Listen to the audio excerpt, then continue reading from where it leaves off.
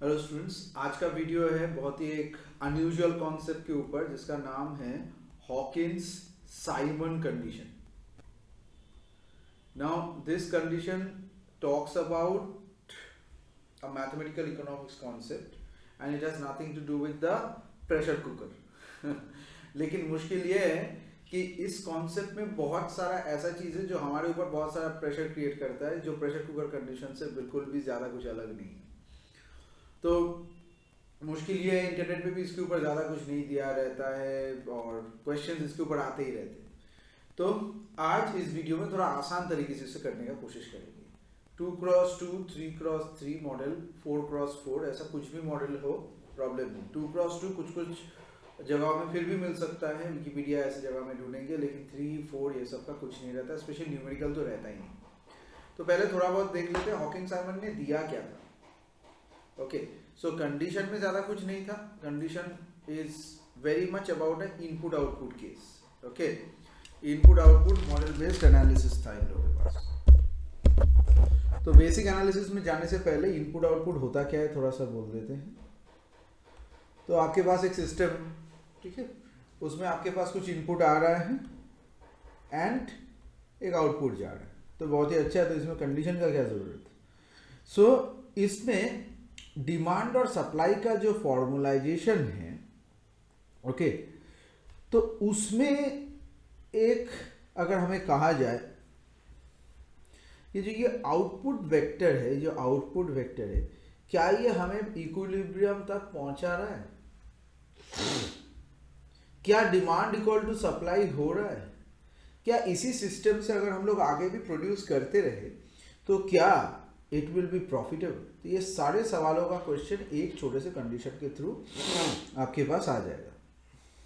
इस कंडीशन में हम लोग i माइनस ए को कैलकुलेट करते हैं, जिसे हम लोग i माइनस ए को अगर एक नाम दे दिया b, और इस मैट्रिक्स के हिसाब से काम करेंगे। सो मैट्रिक्स बेस्ड है पूरा का पूरा चीज। तो मान लीजिए अगर आपका इनपुट मैट्रिक्स का जो कैलकुलेशन है, इनपुट आउटपुट जो मैट्रिक्स है, इनपुट आउटपुट जो सिस्टम है, वो आपको देता है i माइनस ए का जो value.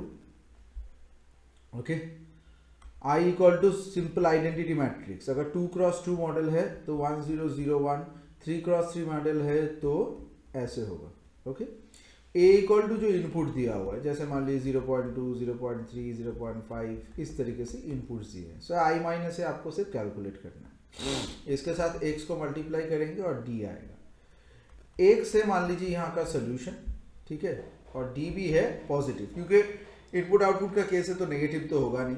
So this is the basic part. ये जो a है यहाँ पर, इस a को कहा जाता है लियोनटिएफ मैट्रिक्स। लियोनटिएफ मैट्रिक्स ये बहुत ही इंपॉर्टेंट चीज़ है, मैं आज में इसको एक्सप्लेन करूँगा।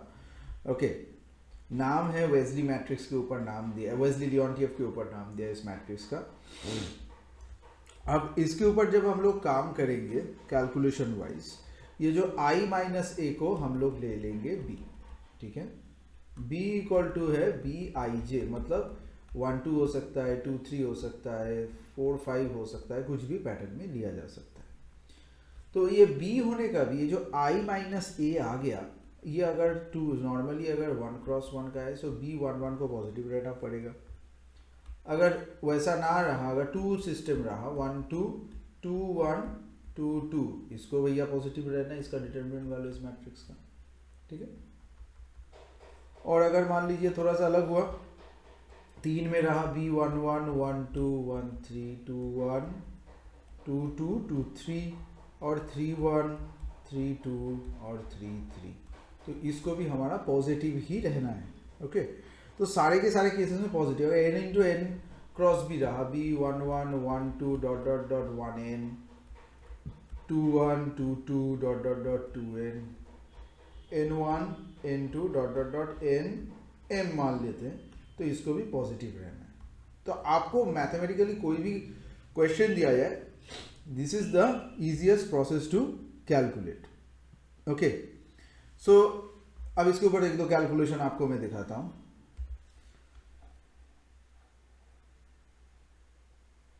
मान लीजिए कैलकुलेशन करने के बाद आपका ऐसे मैट्रिक्स आया बी जो कि ऐसा लगता है कि 0.8, 0.2, 0.9 और 0.7। इस चीज़ का वैसे मतलब क्या है मैं आपको समझा देता हूँ कि इससे ये अगर इनपुट की तरह इस्तेमाल करेंगे इनपुट आउटपुट में, तो ये पहले चीज़ का 1 को 1 से बनाने के लिए 80% लगता है, 1 से 2 जाने के लिए 20%, ये 90 और 70। तो ये तो 1 से नीचे ही होगा, तो i माइनस बी में इसीलिए हम लोग ये इस्तेमाल करते हैं 1001 माइनस 0.8, 0.2, 0.9, 0.7। ये 2x2 में दिखा रहे हैं, 3x3 में भी ऐसे वैल्यू ले सकते हैं, जैसे मान लीजिए 0.1, 0.3, 0.5, 0.1, 0.7, 0.9, 0.2, 0.3। जीरो का मतलब क्या है, जैसे मान लीजिए, या फिर इसको भी जीरो ले सकते हैं, इसको 0.1 कि 2 से there is no relationship between 2 two in order to make it 3।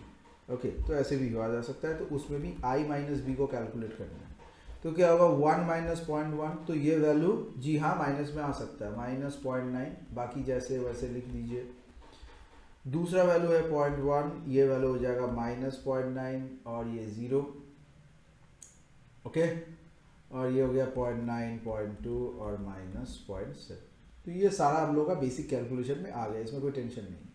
Tension आपका आप स्टार्ट होगा कि अब इसका थोड़ा बहुत कैलकुलेट करना है कि इसका आपको इनपुट मैट्रिक्स के बाद ही इसका तुरंत डिटर्मिनेंट निकाल लीजिए। ठीक है, अब ये जो डिटर्मिनेंट वैल्यू होगा ये अगर पॉजिटिव हुआ तो Hawkins Simon is satisfied, otherwise Hawkins Simon is not satisfied. याद रखिएगा, अगर हॉकिंस साइमन कंडीशन सेटिस्फाइड नहीं होता है तो इस मैट्रिक्स के तो हम लोग कैलकुलेट करके क्या प्रोडक्शन बंद कर देंगे? ये एक सवाल बहुत इंपॉर्टेंट है।